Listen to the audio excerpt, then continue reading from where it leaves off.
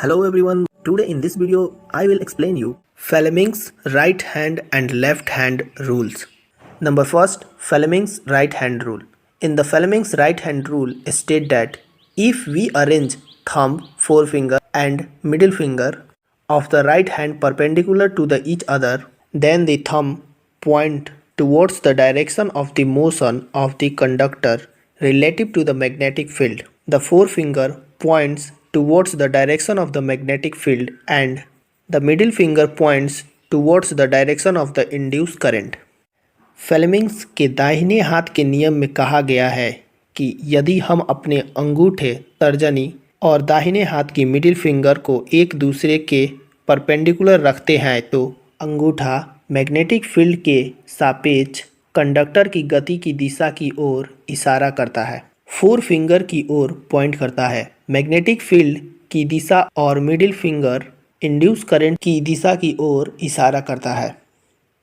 Number second, Fleming's left hand rule. In the Fleming's left hand rule state that if we arrange our thumb, forefinger and middle finger of the left hand at right angle to each other, then the thumb points towards the direction of magnetic force and the forefinger points towards the direction of magnetic field and the middle finger points towards the direction of current.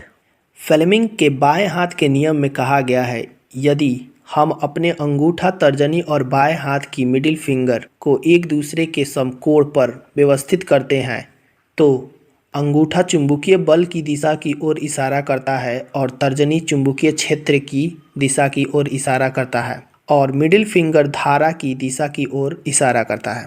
Difference between Fleming's left hand rule and Fleming's right hand rule. In Fleming's left hand rule, number first, it is used for electrical motor.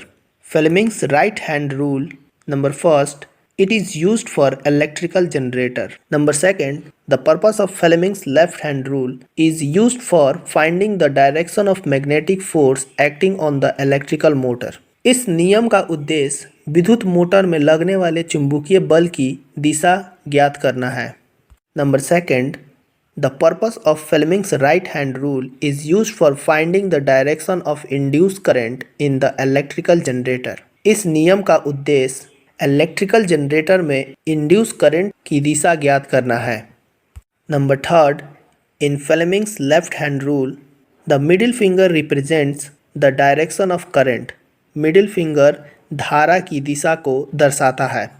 In Fleming's right hand rule the middle finger represent the direction of induced current.